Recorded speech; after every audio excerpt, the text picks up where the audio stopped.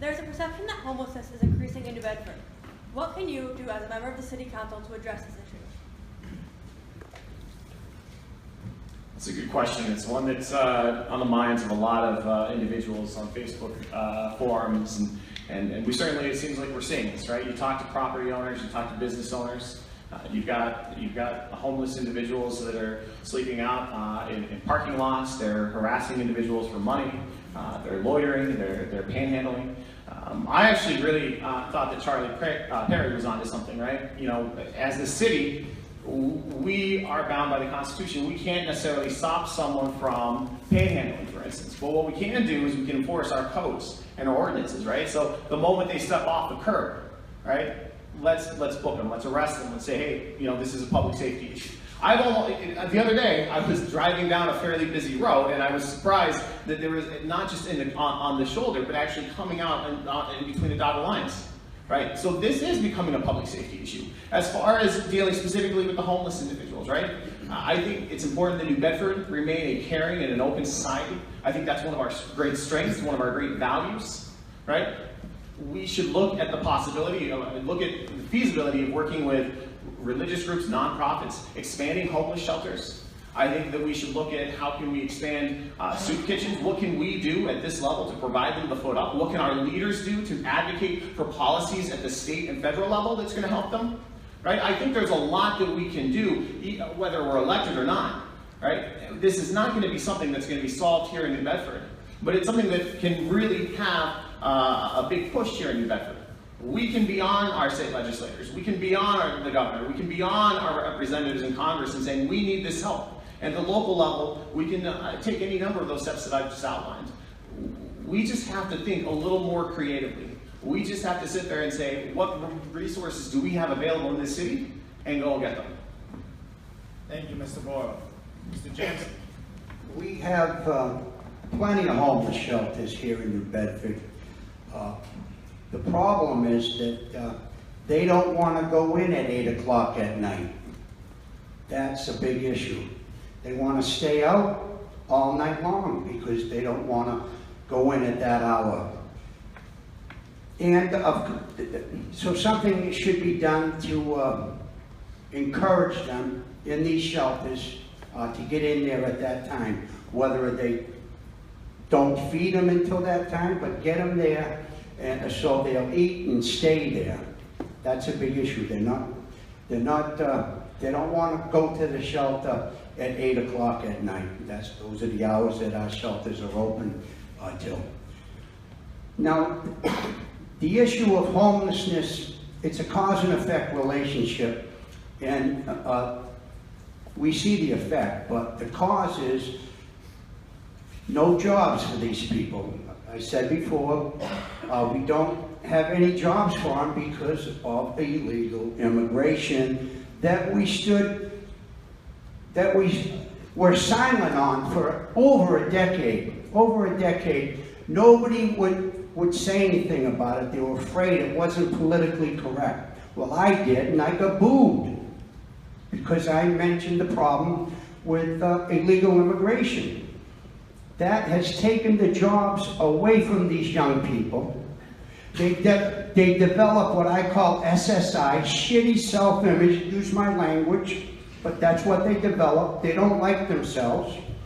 And so they turn to heroin, and if they don't turn to heroin, they turn to drinking. That's the issue. How do you solve it? It's really another tough thing to go. Stop hiring illegal immigrants. You can thank our Greek employers for that. Thank you, Mr. Jansen. Mr. Gomes. Could you repeat that question, please? The question is, there's a perception that homelessness is increasing in New Bedford, and what can you do as a member of the City Council to address this? Well, as long as I've been on the council, there's been an issue with the homeless, and we continue to support every agency, state and federal money come into the city in order to address this issue. Some people choose to be homeless. Some people choose to be on the street, and that is factors of drugs, mental health that put them there. There are options in this city, just like anywhere else. There are places to go, and you can go there. Some people have chosen not to. I've been in some campsites across the city that no one's been in. And you wouldn't believe what is there. It's a little city in itself. It's a little city in itself, and it's very interesting how these people live, how they build these huts in these places where they can stay, but it's not right. But that's what they have chosen to do. We all make choices in life, and some people make choices to be on the street. The open doors are there.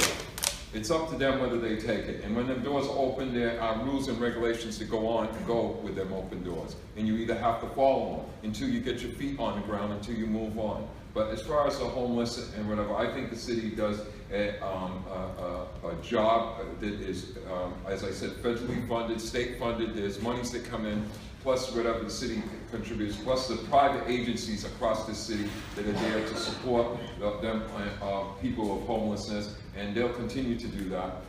It's just something that is out of control, and I blame a lot of it on people that have a drug addiction and mental issues. And we have tried. We had one gentleman very quickly downtown that we tried to get away from the bus terminal, only to pass away right outside those windows because he chose that's where he wanted to be. He didn't want to be anywhere else. That's where he wanted to be.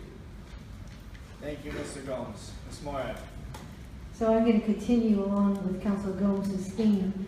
As a city councilor, I'm not sure that there's much more that I can do other than making sure that I'm supporting the agencies within our city that are working to help the homeless people. There are people in the city of New Bedford that are going to be homeless no matter what. We've opened doors to them, we provide programs to them. They're not interested in that. They want to live their life the way they live their life.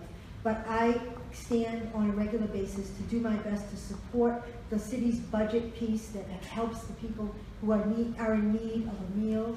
I work with the Salvation Army, work with some of the other nonprofit agencies in the city that are in the community trying their best to help the people that are homeless in the city of Bedford. We've had a situation in the North End for years with a gentleman who we continue to try to assist. He's not interested in that assistance.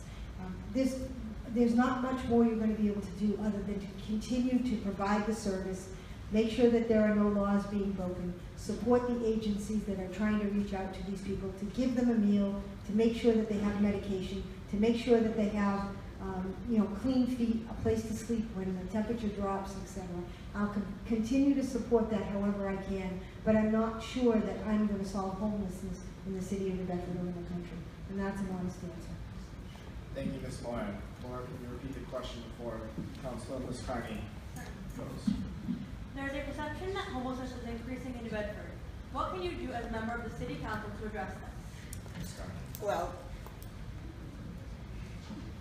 so what we can do, as Councilor Morris said, is advocate for the agencies that are out there.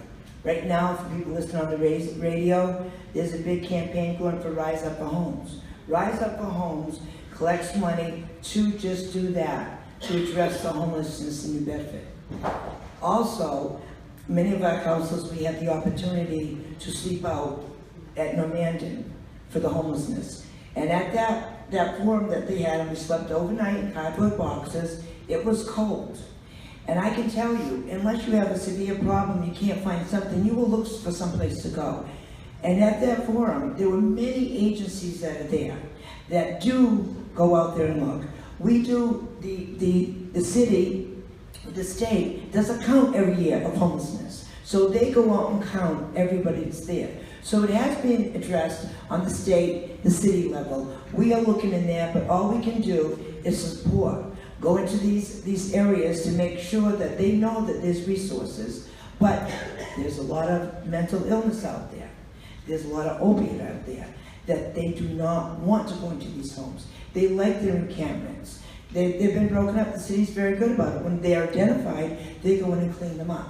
And they do find a lot of needles. You've seen it, I don't know if you've looked at some of the Facebooks and the other social medias that go there, and they show you the view of what's out there.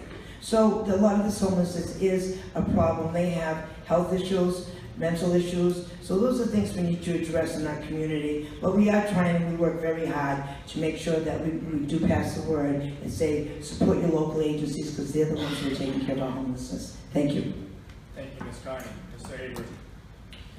Well, clearly nobody grows up in life wanting to be homeless, out onto the streets, begging for food, begging for money. That's very clear. I don't think anyone grows up wanting to do that, having a need for drugs or wanting to be homeless. Clearly there, in many cases, could be a mental disability that's involved in that situation.